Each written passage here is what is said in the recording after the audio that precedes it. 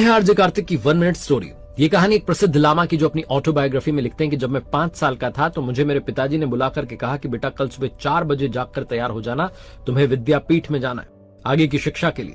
पिताजी कहने लगे कि बेटा कल माताजी भी दरवाजे पर छोड़ने नहीं आएंगी, क्योंकि वो दरवाजे पर छोड़ने आई तो उनकी आंखें नम हो सकती हैं और उन्हें रोता देख करके तुम बार बार पलट करके देखोगे। सबसे बड़ा नियम यह है कि तुम्हें एक बार यहां से निकलने के बाद पलट करके नहीं देखना है, मैं तुम पर नजर बनाए रखूंगा। अगर तुमने पलट करके देखा तो घर के दरवाजे हमेशा के लिए बंद हो जाएंगे। विद्यापीठ में जाओ और आगे के फ्यूचर का निर्माण करो। 5 साल के बच्चे के साथ ऐसी कठोरता।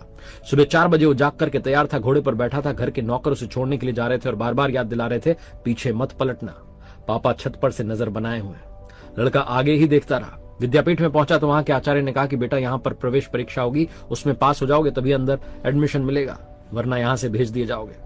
बच्चे को समझ में आ गया कि घर वापस जा नहीं सकते, अब तो अंदर ही एडमिशन लेना है। उसने पूछा करना क्या है, तो वहां के आचार्य ने कहा कि बस जाकर के मुख्य द्वार पर ध्यान मुद्रा में बैठ जाओ, आंखें बंद कर लो, ध्यान रखना आंखें मत खोलना जब तक मैं ना कहूं।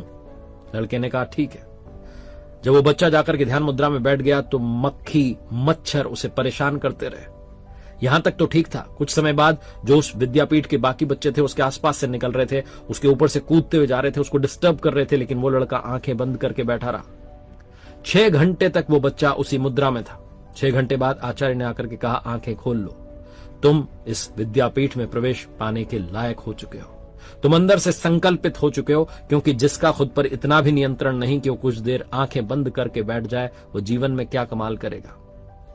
वो प्रसिद्ध लामा कहते हैं कि मैंने अपने जीवन में उस समय तो माता पिता के बारे में सोचा कि कितने कठोर हैं, लेकिन आज लगता है कि उन्होंने मुझे अगर उस परीक्षा में नहीं भेजा होता तो मैं जीवन में सफल नहीं हो पाता।